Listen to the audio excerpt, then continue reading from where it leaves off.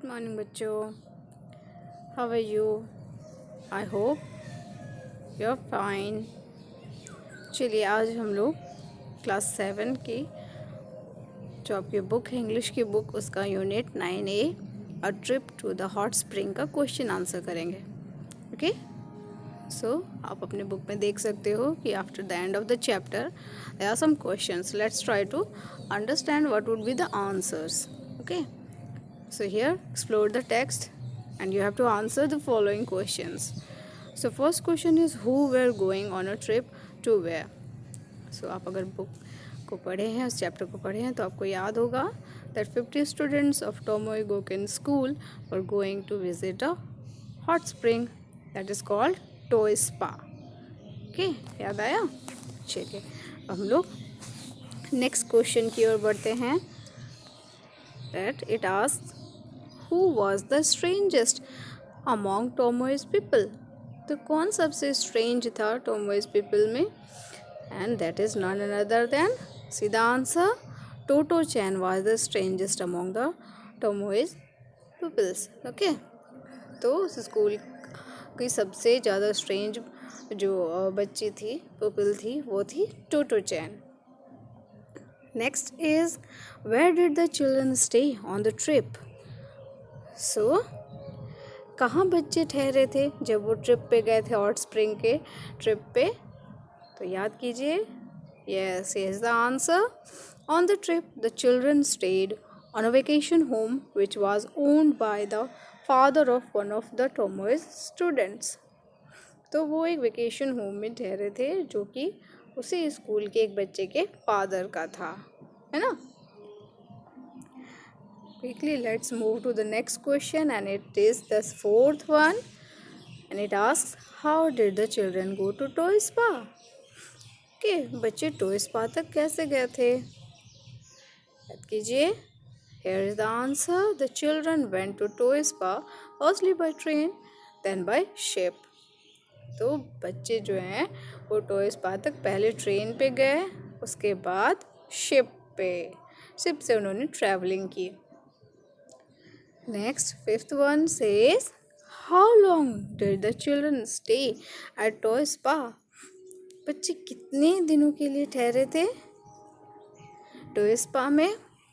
तो अगर आपने बुक को अच्छे से पढ़ा है तो you can clearly see that there is a mention of the days of the vacation, and here is the answer. It says the children stayed for 3 days at Toy Spa. तो बच्चे कितने दिनों के लिए वहाँ ठहरे थे? 3 दिनों के लिए. ओके, चलिए कुछ और भी क्वेश्चंस है बच्चों. 2 types of questions are there. Okay, तो here we have to answer the following with reference to the context. Okay, so context के अकॉर्डिंग हमें आंसर करना है. First question says what was the problem faced by the children soon after they boarded the ship. Okay, जैसे ही वो ship में बैठ जाते हैं बच्चे तो उनको कैसा प्रॉब्लम्स, क्या क्या परेशानियां होने लगती है? तो क्या परेशानी होती है?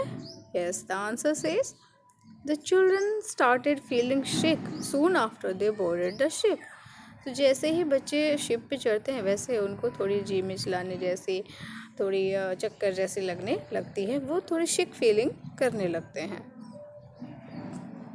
Next one, second question asks how was Toy Spa. Toy Spa कैसा था? तो Toy Spa was in a quite beautiful village on the sea surrounded by wooded hills. तो हिल्स से घिरा हुआ सी के बीचों बीच टॉय स्पा एक बहुत ही शांत और सुंदर जगह था. ठीक है, अंडरस्टूड चिल्ड्रन? आई होप आप समझ भी रहे होंगे. चलिए नेक्स्ट क्वेश्चन की ओर बढ़ते हैं. That is the third question. How was the journey of the ship a mixture of fear and enjoyment. Ship की जर्नी जो है वो कैसे मिक्सचर थी, फियर भी था और एन्जॉयमेंट भी कैसे था जब वो शिप में ट्रैवलिंग कर रहे थे?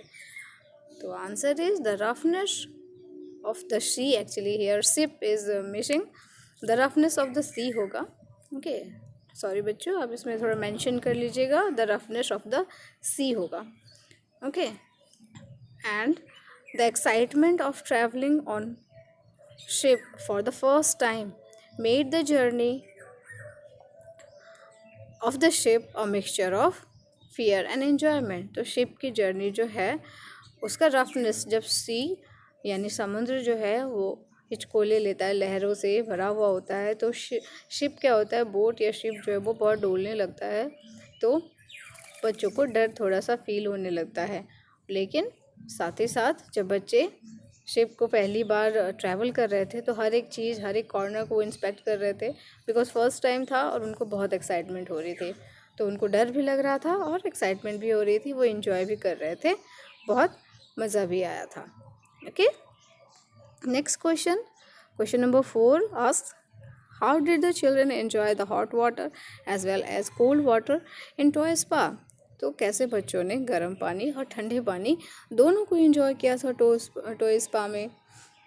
And the answer, in Toy spa the children enjoyed the hot water at hot spring as well as cold water by moving 15 feet sideways.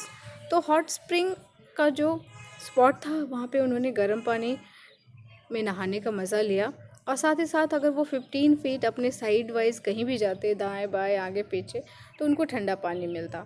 ठीक है, तो थोड़ा आगे मूव करके जब उनको ज़्यादा गर्मी लगती होगी, पानी जब ज़्यादा गर्म पानी लगता होगा तो थोड़े आगे वो बढ़ जाते होंगे 15 फीट्स, तो बस उनको ठंडा पानी मिल गया।